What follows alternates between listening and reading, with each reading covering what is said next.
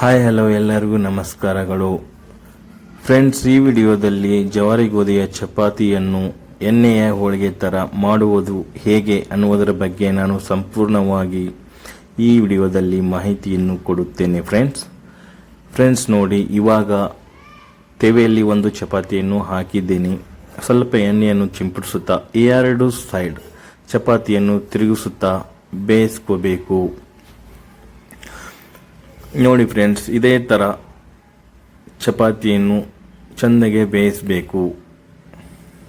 ಸ್ವಲ್ಪ ನೋಡಿ ಫ್ರೆಂಡ್ಸ್, ಇದೇ ಥರ ಎರಡು ಸೈಡ್ ಚಪಾತಿಯನ್ನು ತಿರುಗಿಸುತ್ತಾ ಬೇಯಿಸಬೇಕು.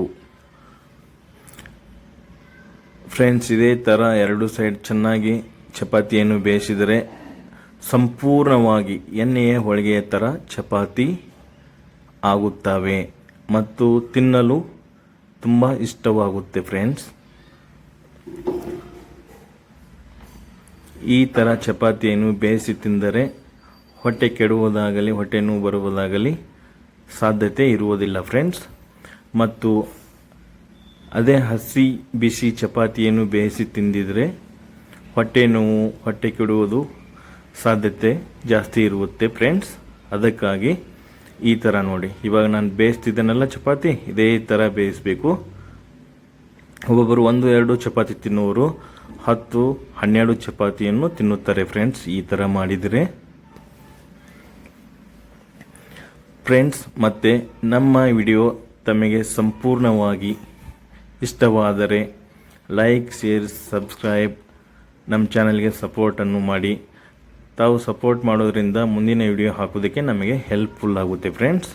ನೋಡಿ, ಇವಾಗ 2ನೇ ಚಪಾತಿ ಕೂಡ ಸೇಮ್ ತೆವೆಯಲ್ಲಿ ಹಾಕಿದ್ದೀನಿ. ಸ್ವಲ್ಪ ಎಣ್ಣೆಯನ್ನು ಚಿಂಪಡಿಸುತ್ತಾ ಈ 2 ಸೈಡ್ ಚಪಾತಿಯನ್ನು ತಿರುಗಿಸುತ್ತಾ ಬೇಯಿಸಬೇಕು ಫ್ರೆಂಡ್ಸ್. ನೋಡಿ ಫ್ರೆಂಡ್ಸ್, ಇದೇ ಥರ ಇವಾಗ ಬೇಯಿಸ್ತಿದ್ದೀನಲ್ಲ ಚಪಾತಿ, ಇದೇ ಥರ ಬೇಯಿಸಬೇಕು ಫ್ರೆಂಡ್ಸ್. ಇದು ಜಾಸ್ತಿ ಚಪಾತಿ ಹೊತ್ತಬಾರ್ದು ಫ್ರೆಂಡ್ಸ್. ಸ್ವಲ್ಪ ಗ್ಯಾಸ್ ಮೀಡಿಯಮಲ್ಲಿ ಇಟ್ಕೊಂಡು ಬೇಯಿಸಿದರೆ ಒಳ್ಳೆಯದು ಫ್ರೆಂಡ್ಸ್.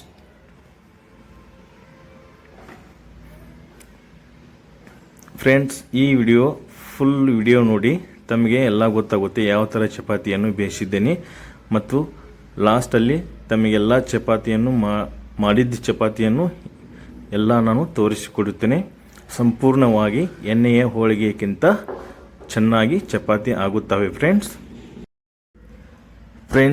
ಈ ವಿಡಿಯೋವನ್ನು ಕೊನೆಯವರೆಗೂ ನೋಡಿ. ತಮಗೆ ನಾನು ಎಲ್ಲ ಚಪಾತಿಯನ್ನು ಮಾಡಿದ್ದ ಚಪಾತಿಯನ್ನು ಈ ವಿಡಿಯೋ ಕೊನೆಯದಲ್ಲಿ ಎಲ್ಲವನ್ನು ತೋರಿಸುತ್ತೇನೆ.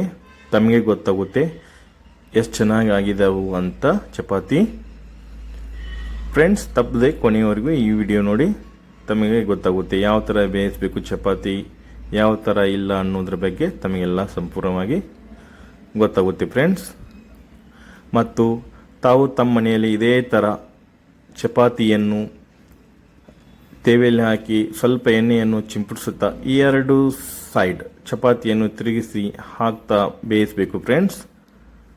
ಆವಾಗೆ ನೀವು ಒಂದ್ಸಲ ತಮ್ಮ ಮನೆಯಲ್ಲಿ ಟ್ರೈ ಮಾಡಿ ನೋಡಿ ಫ್ರೆಂಡ್ಸ್, ತುಂಬ ಚೆನ್ನಾಗಿ ಆಗುತ್ತವೆ ಚಪಾತಿ.